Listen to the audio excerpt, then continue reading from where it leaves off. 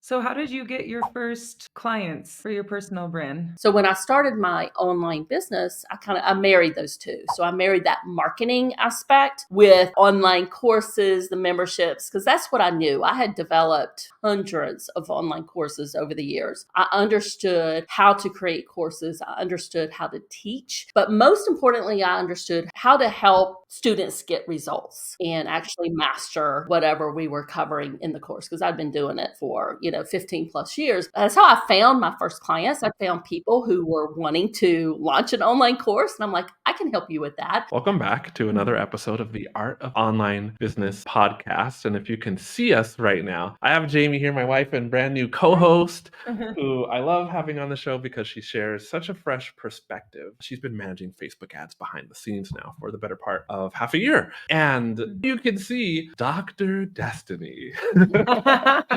In my mind, Dr. Destini, every time I say your name, I'm thinking of the upcoming Marvel comic universe movie, Doctor Doom. And I'm like, okay, you are the hero and Doctor Doom is the anti-hero. I'm a superhero fan, 2025. Yeah, I wish I was one of those characters. That'd be so cool, right? Right? Right? I mean, Dr. Destiny, it sounds really cool. But thanks for being here, by the way. No, I'm super excited to chat with you guys today. It's going to be a good conversation. And I mean, who better qualified to talk about how to turn your newsletter into a profit generating asset than you? So, listener, you're hearing, she is Dr. Destini Copp, and she's a certified business growth coach for digital product entrepreneurs. She helps business owners 10x their digital product revenue without the need to be glued to their desk, constantly live launching or worrying about social media algorithms. And so when my wife had reached out to Dr. Destiny, I was like, yes, please be on the podcast. And we just found out before we hit record that you, Dr. Destiny, are a professor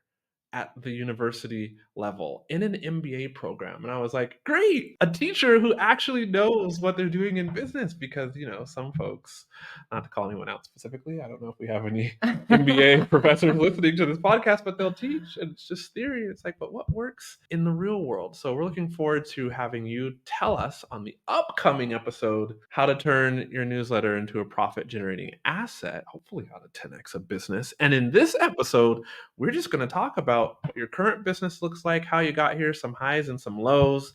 And I can't wait. Thank you for being here, Dr. Destini Copp. Yeah, so super excited about the conversation. And I am a completely open book. So I am willing to talk about and answer any questions that you have about the highs and lows and all the mistakes that I've made, because I can tell you, I have made a ton of mistakes over the years. Cool. Haven't we all? Haven't we all? Haven't we all? Right? Right? The road to success is paved with failure, as they say. Yes. Who is they? I don't know. So how about, can we start? Can you give us a snapshot of how your business is doing now, who it serves, and what kind of offers you have?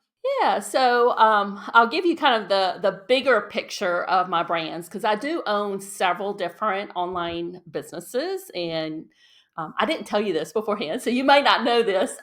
So I own a brand called Hobby School. Now that is a B2C brand, and literally I was on vacation in Watercolor, Florida several years ago, and I found this domain name. It's Hobby School without the H in it at the end. So SCOOL.com. And I'm like, oh my gosh, I think I can do something with this. So I bought that domain name and kind of sat on it a little bit while. And then I started, trying to figure out how I could start it and monetize it. And, now this particular brand, I'm on a journey to sell it in the marketplace in about 2 years. So that's kind of the time frame that I've given myself. And my goal is to sell it for $1 million or more. So that brand is one of the brands that I own. And then I have my personal brand. So in my personal brand, I do business growth coaching. So that's my DestiniCopp.com brand, business growth coaching for digital product entrepreneurs, as you mentioned.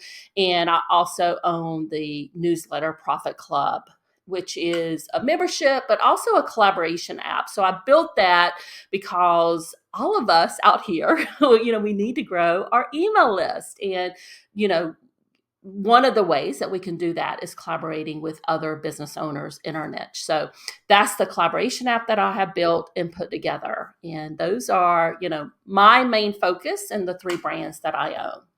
Nice. Nice. I like it. All right. So how do you serve your customers? You had talked about memberships, but I'll let you introduce them. Mhm. Yeah. So, and I'll go in a little bit more. So, in Hobby School, our business model and how we make money is we do online learning virtual summits. We actually have one coming up in a few weeks. It's called the Elves Workshop Summit. So, we have a bunch of speakers that have come in from, all kinds of cool type workshops that's related to the holidays. So, I'm so looking forward to that particular event. We sell our VIP pass and we have a funnel on the back end of that. And in addition to that, and this is part of my growth plan to sell this business in the next couple of years, we're launching 2 different memberships. One is like a fun hobby type membership where we're going to do like monthly crafting challenges. The other is for a subset of that particular brand. And we know that 20% of people in our audience for that particular brand are interested in monetizing their hobby, or kind of like a side hustle type thing, if you would. So we're launching a specific offer for them. Now, with the newsletter Profit Club, we have a membership there. So the collaboration app right now is free because I just know that we need a lot of people using it for it to be valuable, but I also have a membership where I actually go in and do like monthly workshops and kind of, work closely with online business owners to help them monetize and grow their newsletter. And a large focus of that is on the monetization of the newsletter. And then in my personal brand, I do one-on-one coaching, and then I have my digital product growth lab, which is a membership. Sounds like a lot going on. I know. I'm like, so I'm thinking, where do you have time to do all of this? And you're teaching. And teaching, right? Because I still teach at the college level in the MBA program. So that's a great question. I do feel like I have a very structured process for all of this. So we have like SOPs set up and processes and procedures, like in Hobby School, to onboard speakers and help them promote and all that good stuff. Yeah, I just think I'm extremely organized, and I also have a couple people working for me too. So it's not just me doing all of this by myself. That was my next question. What kind of team do you have, if you have one? Yeah, so I have somebody who's been with me for, oh gosh, 3 or 4 years now, and she is my events and community manager, and she basically works with all of the events that I have and, getting them set up, getting the speakers onboarded, and she'll do other things too. And then I have the other thing I didn't mention, which I probably should have, I also have 2 Shopify stores with digital products, and I have somebody who helps me with those. Kind of doing the images, loading the products to the Shopify stores. And, I have somebody who works part-time on that.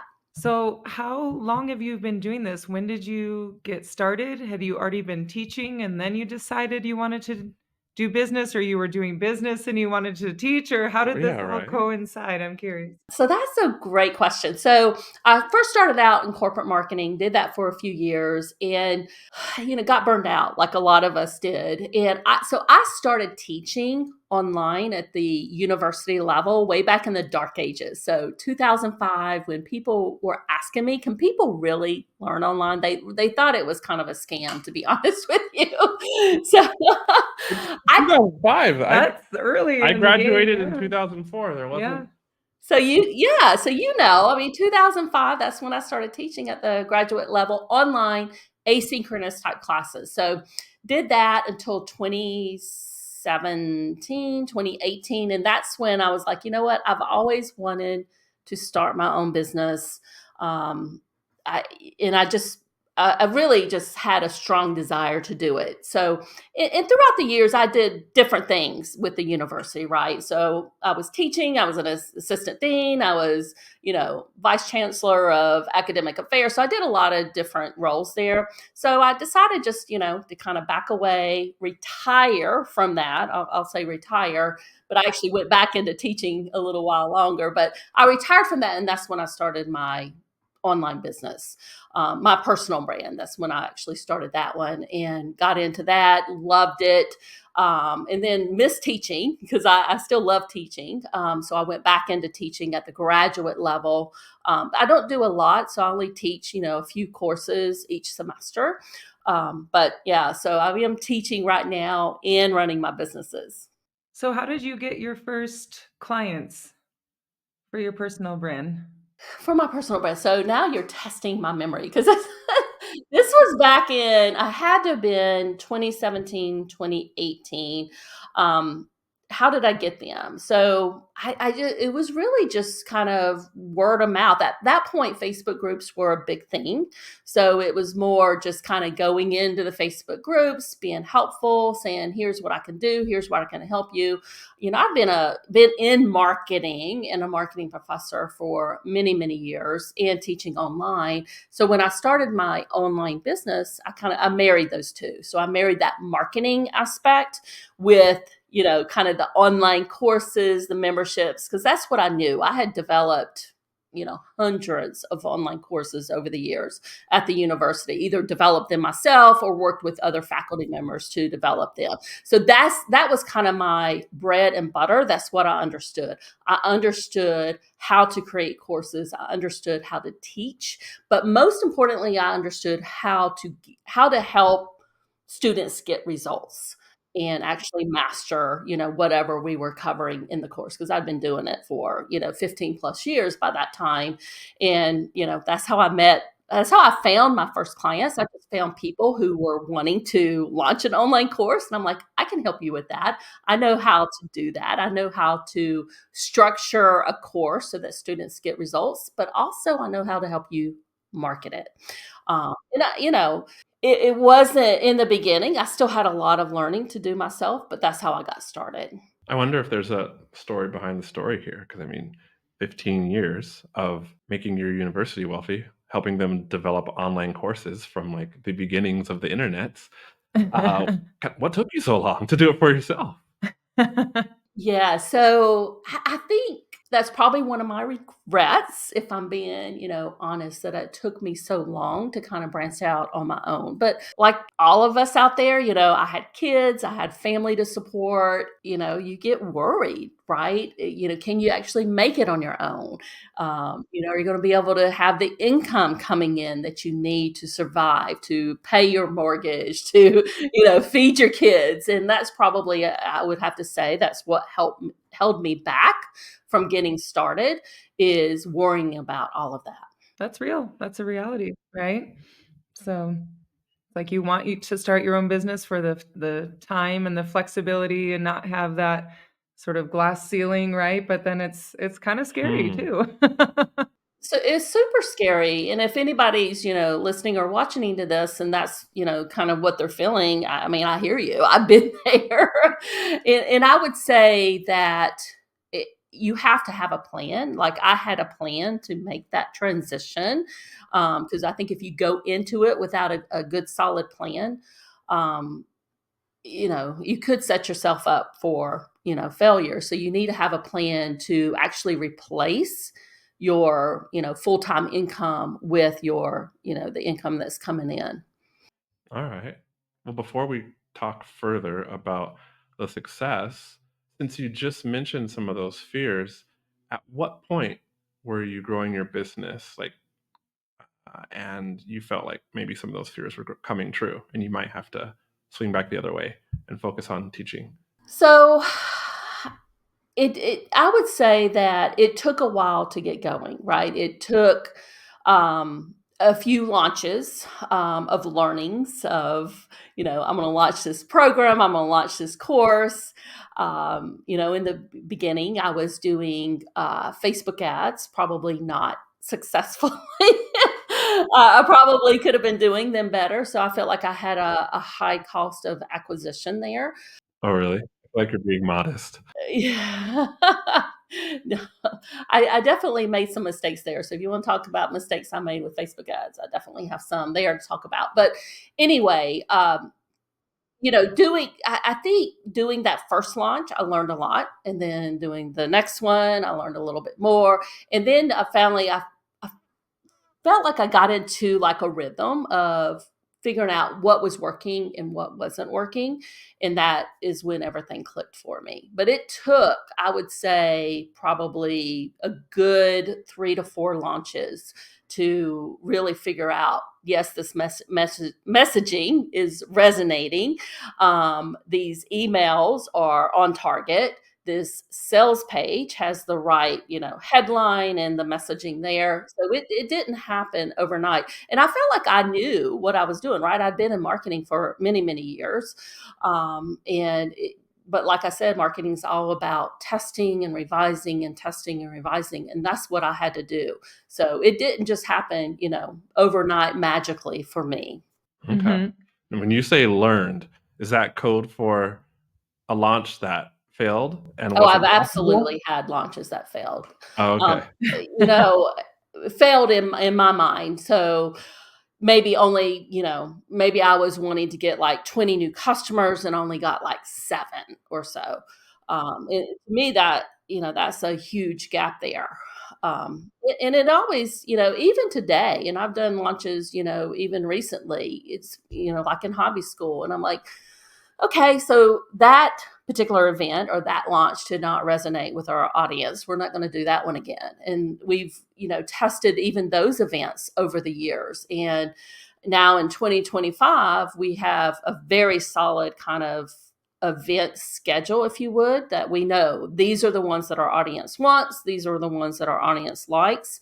And all the other ones we've, decided not to do again. An example, and I'll give you some examples there. We've done a harvest to table summit in hobby school. So it was all about like home gardening and, um, you know, people who were interested in kind of growing their own food. And it did okay. But what we found was the events that our audience really like and does well are more like the crafting and the painting and the knitting and all of those type where they're like building stuff with their hands, maybe in their house, maybe in their craft room. Those are the type of events that we have learned that does the best for us. Well, I'm gonna insert just a quick shameless plug.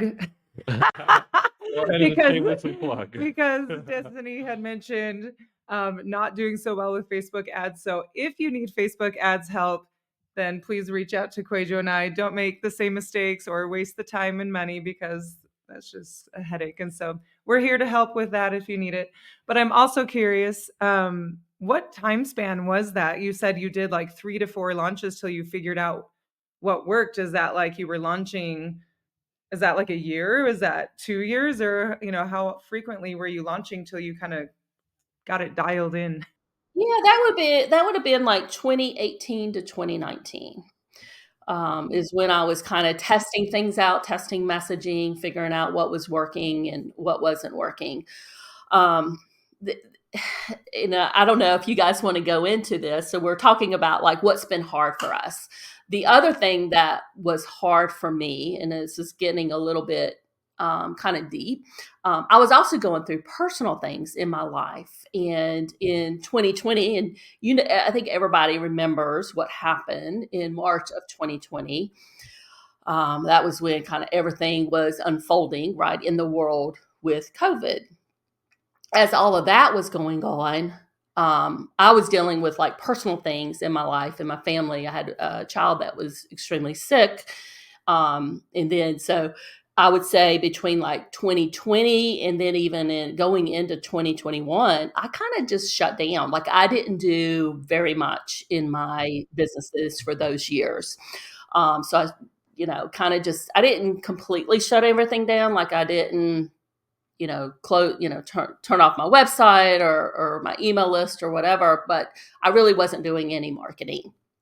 And that's just how it was. So I want people to know that if they have something that's going on in their personal life, that they need to kind of step away from the business, that's okay, that they can still do that and come back to it at a time that is a better time for them. And that's what I did.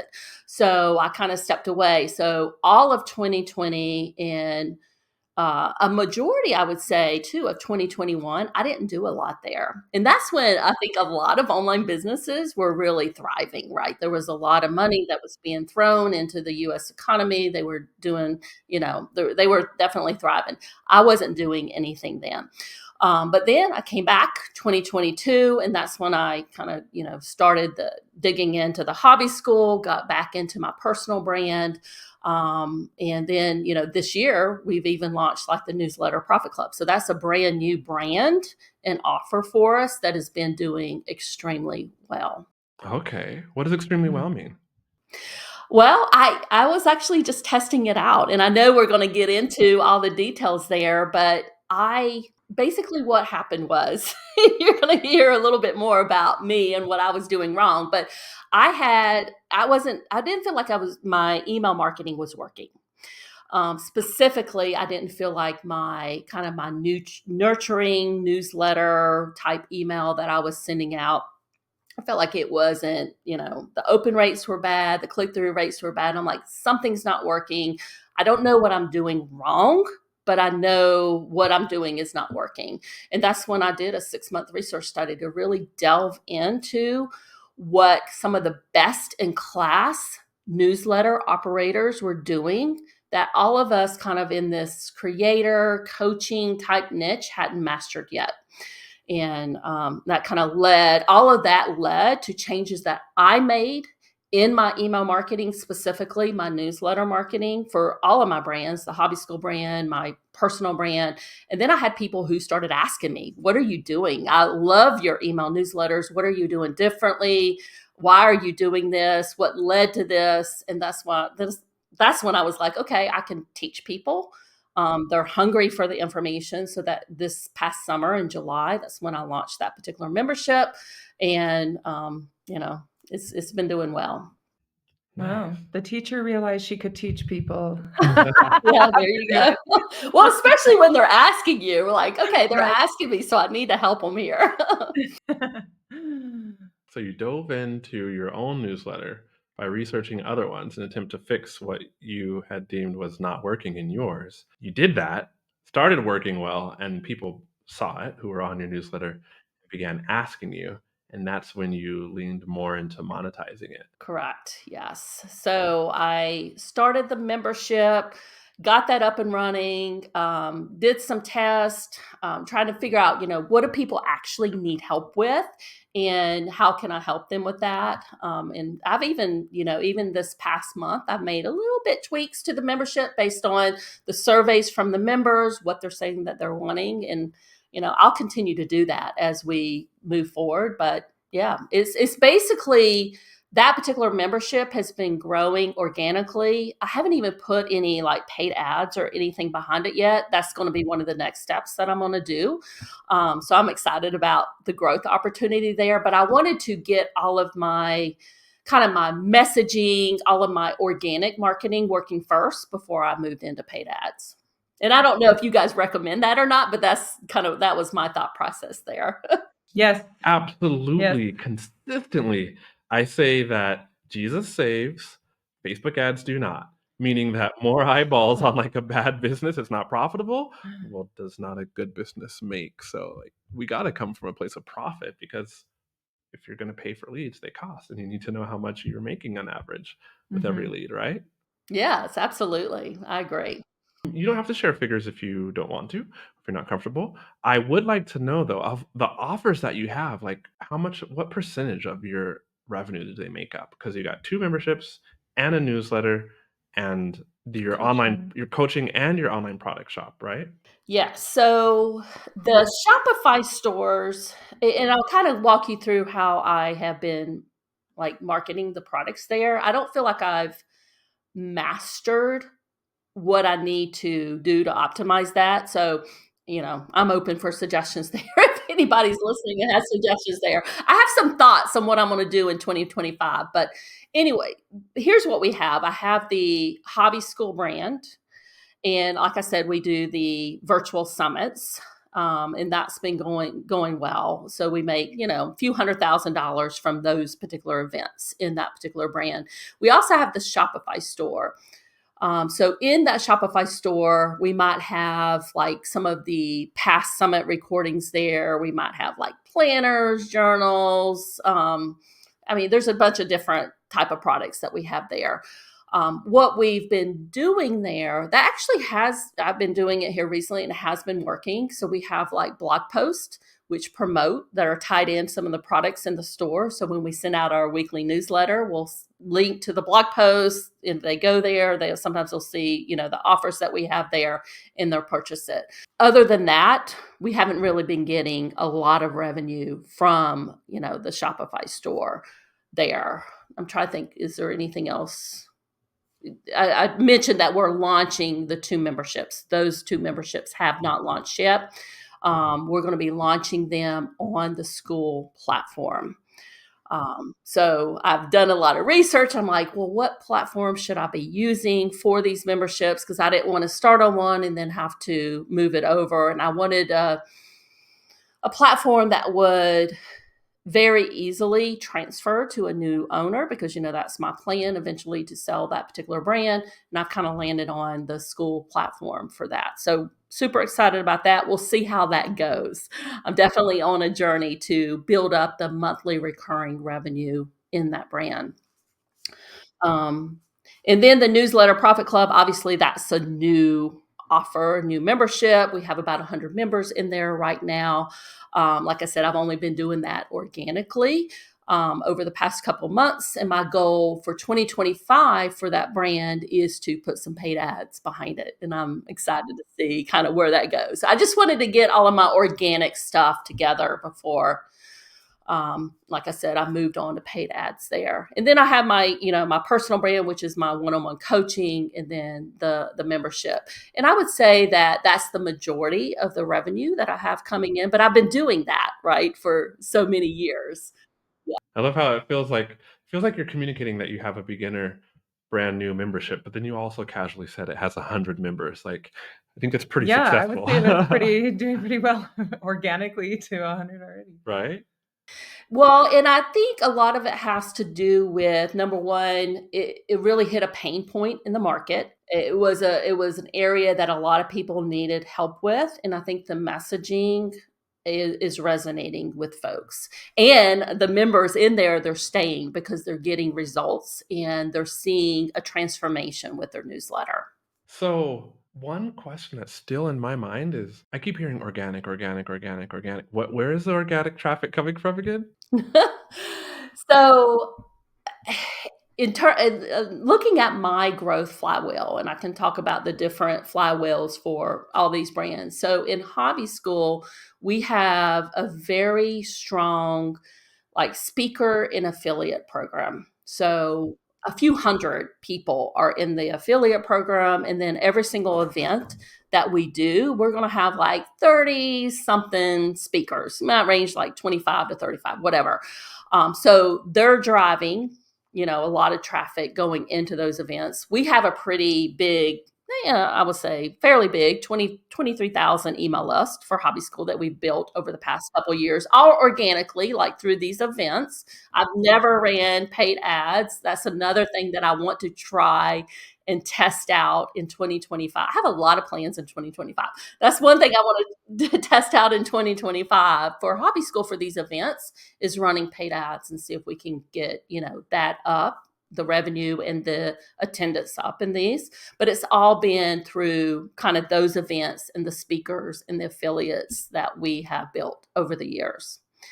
And then in my personal brand, it is just all been organic. So maybe, finding out me through an event that I'm doing. Maybe I'm being a guest on somebody's podcast like this. Maybe I'm speaking at a summit. I do a lot of collaborations, a lot of events. I do events myself. So sometimes I might host a summit or a bundle or something like that. So it's everything I've done, really, most of the things I've done to date have all been organic. Okay. That's surprising to me Yeah. because my mind jumped to, oh, you're saying organic, so you must mean like social media followers on Instagram and Facebook. But what I've understood from you is that's not the case. It's affiliates, event speaking, this sort of thing. Yeah. So I don't do social media. Isn't that interesting? So for my personal brand, I'm on LinkedIn and I have done a little bit there. That's one of my goals in 2025 is to post more on LinkedIn and social media. Now for hobby school, we do post, right? We share things from other speakers and we post stuff about our events. But for me personally and my personal brand, I really don't do social media. I haven't put a lot of focus in it. I didn't really honestly feel like I was getting a return on my kind of time investment from organic social media. So I was like, you know what? I'm not going to spend any time there. Okay. All right. How does your podcast tie in? Are you promoting on your podcast? So on the podcast, so I have the Creators MBA podcast, which has been out there since 2018. So it's been, it's been there for a while. I do get a good amount of downloads from it. I would say if I do a new episode, like within the first 7 days, we'll get 200 plus downloads. So it's, it does pretty well there. I do promote it in my weekly newsletter. So if I do an episode, I do send that out, and you'll see the kind of the downloads and people that are listening in from that. So I use it more from a nurturing of my current audience than people finding me from the podcast. And I know there are some people that probably do find me from the podcast, but it's mostly I use it for nurturing my current audience. Okay. All right. Nice. Cool. I like this. Yeah. Yeah. This is cool. You do random. This is a random question for your summits. You do tiered pricing, yeah, with like dates where the price, like the early bird special ends and the price jumps up. Yeah, so we have like a special like tripwire fast action type offer. So it is, $49 for that. And sometimes I'll even give them like a little coupon code that pops up in like a convert box to kind of, get them to purchase right then. So that's a 20-minute timed offer for that. And then after that, it bumps up to $99 and we'll give them a little coupon code for that too. Oh, so this is for people who jump on your email list. So how it works is how we have that particular funnel set up. We have, the free registration for the event. So they can attend for free. So they're getting on our email list. They can attend for free. Then we have the fast action offer as a tripwire that they can do, which is, $49 versus the $99. When they go to check out, there's also going to be an order bump. And then we'll have generally 2 upsells after that. Sometimes 3, but generally like 2 upsells. And we have people that go through the funnel. Some of them just purchase the VIP pass. Some of them will purchase everything, in the funnel. So you never really know. And then I want to make sure I'm answering your question. What did I miss? He was asking tiered pricing.